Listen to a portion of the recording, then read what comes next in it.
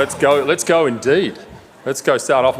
I went out this morning, got some exercise, and I realised that even that's far right these days.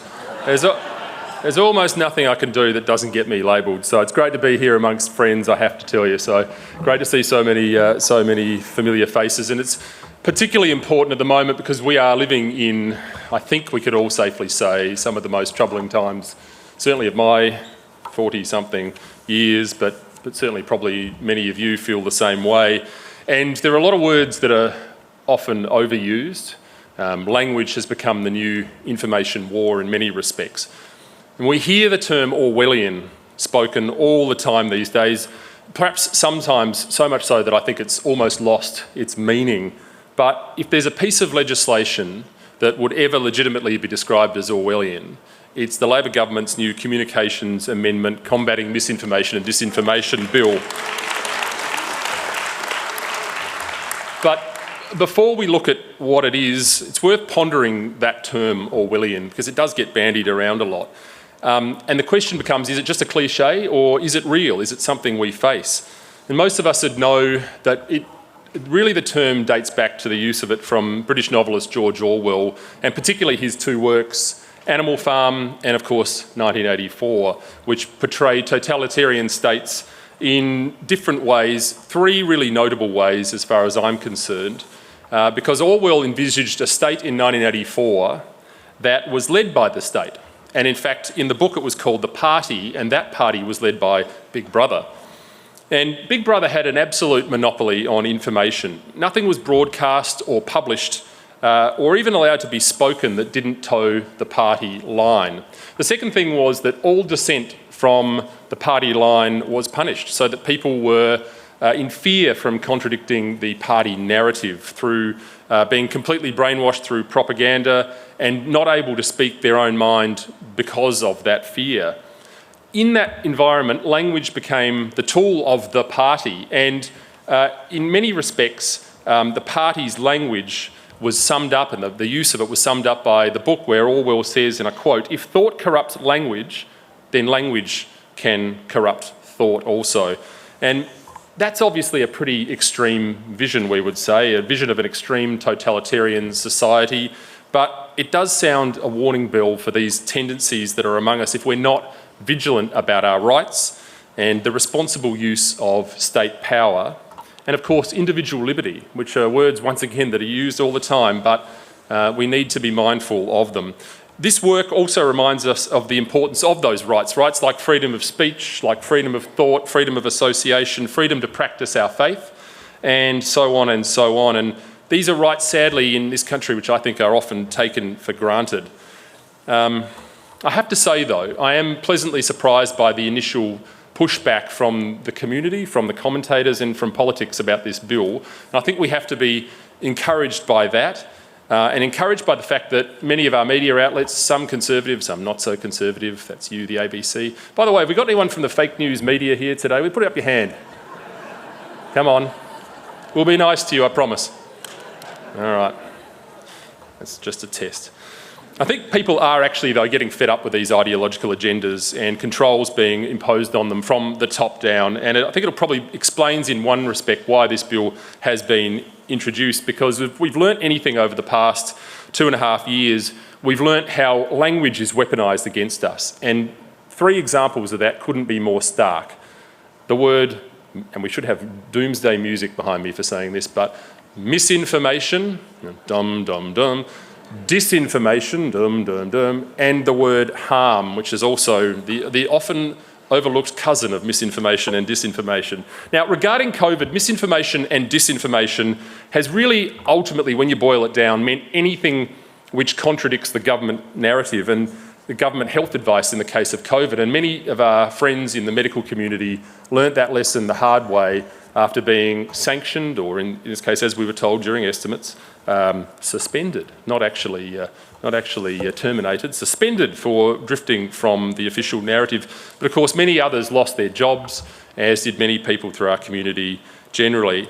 And other examples of so-called misinformation and disinformation through this period included such greatest hits as masks don't prevent transmission, that COVID was about as deadly as the regular flu, You might remember other greatest hits like vaccines are linked to myocarditis and pericarditis and don't prevent transmission, and the list goes on. These were all things that were misinformation and disinformation. Now, all of these statements, of course, ultimately turned out to be true. And for many of us, I don't think that was ever difficult. Probably many of the people in this room, that was never a difficult conclusion to land upon.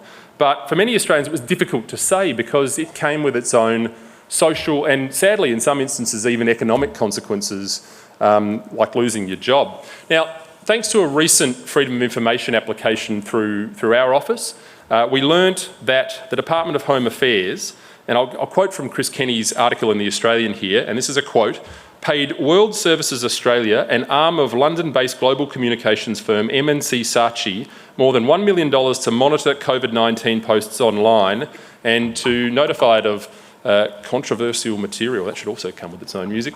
Essentially, though, what that means is the Department of Home Affairs hired a London-based company to monitor the social media posts of Australians during that period. Then that company would then notify the Department of Home Affairs, who then notified the social media companies to either remove or minimise the reach of those posts. Let's think about that for a minute.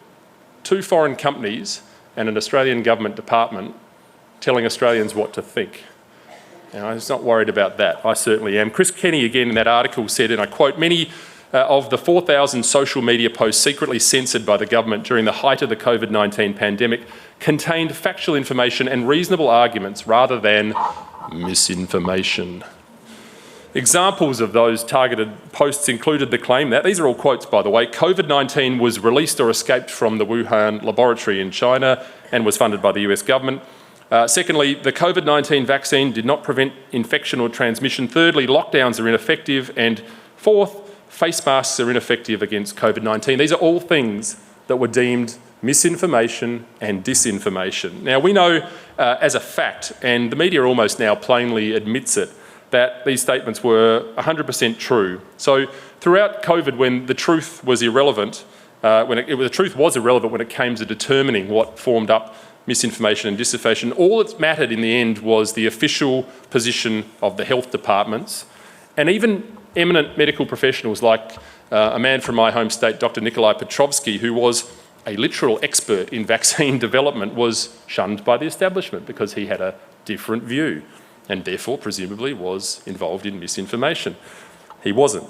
This year, I've warned the Senate about how the term harm is used as well. That's the other one we can't overlook in this. It's really, I think the term harm now we can distill down to a different category, which is just offending lefties, which seems to be what it is. And we're told now, these are some things that are harmful. People protesting men using women's bathrooms, that's harmful to trans people. Opposing the voice of Parliament is harmful to Indigenous people. Defending traditional marriage is harmful to LGBT people, and not believing in man-made climate change is harmful to the environment due to the impending climate apocalypse, which we seem to have avoided today. We live in a time when traditional moral norms are being deemed a hazard to people's mental health by the establishment. And misinformation and disinformation and harm are all crucial concepts in Labor's new misinformation bill. According to that bill, according to the party, the misinformation and disinformation pose a threat to the safety and well-being of Australians, as well as our democracy and society. Clearly, the old lefty line of words matter seems to be more important than ever now. It's important, though, that we understand, and this will be difficult because it is muddled, how those terms are defined in the Act. And this is how the bill defines them. Now, stay tuned for some mental gymnastics here because my background's in the law and I can't understand this. So misinformation is, and this is a quote, online content that is false, misleading and deceptive that is shared with an intent to deceive but can cause or contribute to serious harm. Disinformation, so I think keep with me, disinformation is misinformation that is intentionally disseminated with the intent to deceive or cause serious harm. Right, now we're going to start with 20 questions. Anyone got any questions on that? We'll start with the front row here. Apparently not. It does actually raise many questions though. What is false and misleading and deceptive? Will it be what the World Economic Forum says? Will it be what the E-Safety Commissioner says? How will intent be determined? What exactly constitutes serious harm? Does it mean physical injury, psychological injury, distress? That's all subjective. What types of harm are we going to be dealing with? Now, Hatred as well, I say that with some degree of passion, hatred against a group in Australian society is on the basis of ethnicity, race, gender, sexual orientation, age, religion, physical or mental ability, and so on. So there's basically going to be a hate speech prohibition by stealth through this bill, if you look at it from that point of view. And the obvious question arises again, what do we mean by hate?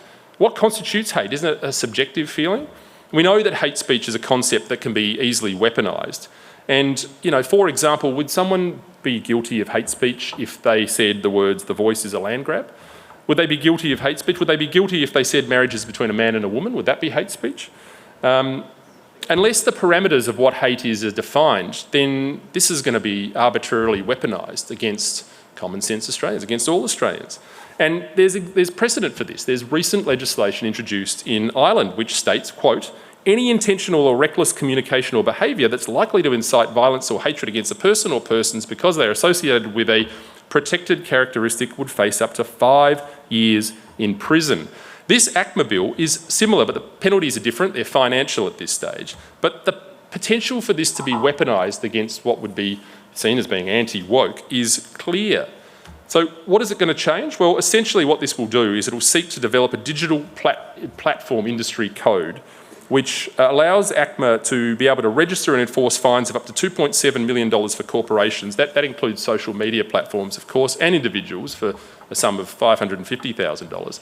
It's a voluntary code between members of the industry, such as Meta, Facebook, Twitter, X, meaning these companies could draft and agree on the wording. But if that model isn't effective enough in cracking down on the dreaded misinformation and disinformation, then ACMA can create its own code with greater penalties of up to $6.88 million for corporations and $1.38 million for individuals. Now, I think it's fair to say that if this bill had been operative during the COVID period, it's possible that there'd be Australians, probably some in this room, who would have been fined hundreds of thousands of dollars for posting true statements online.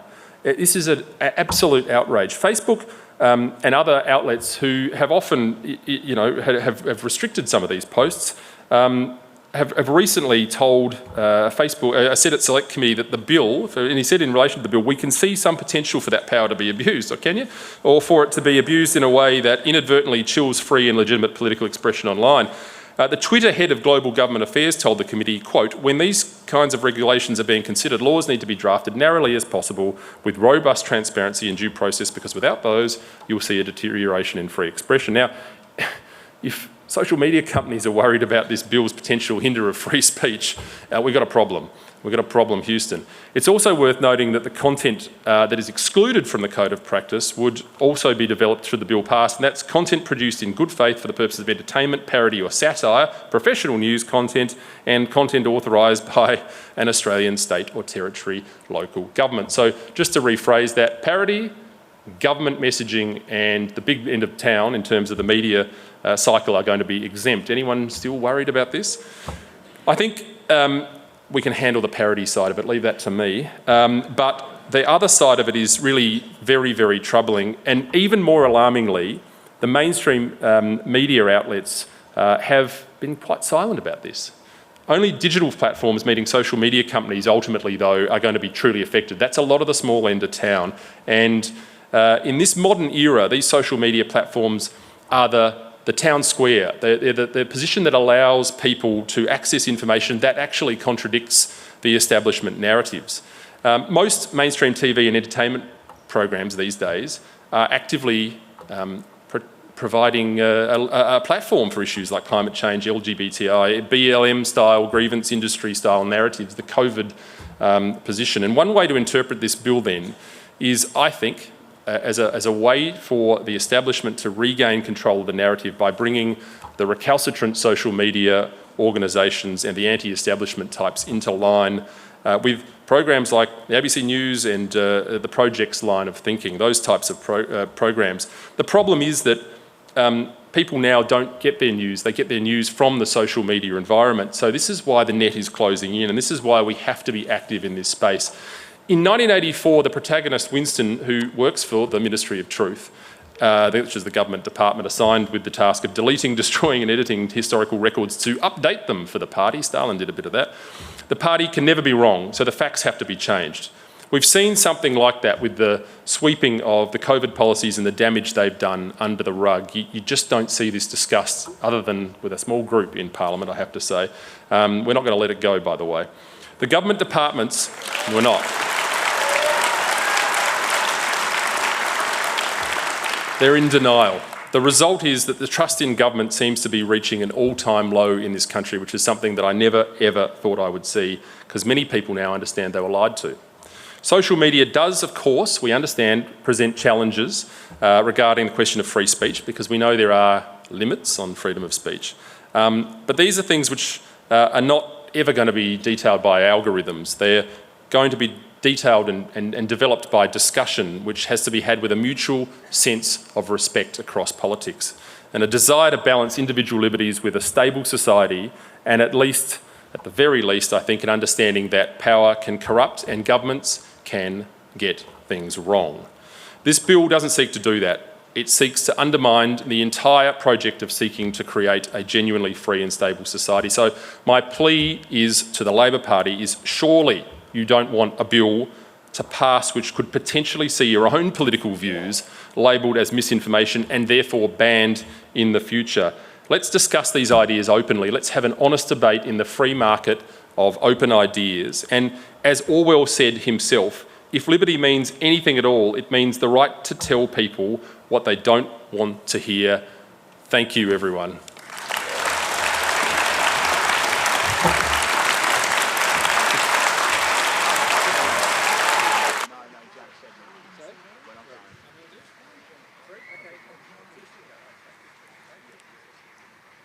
Ladies and gentlemen, give it up for Senator Alex Antic.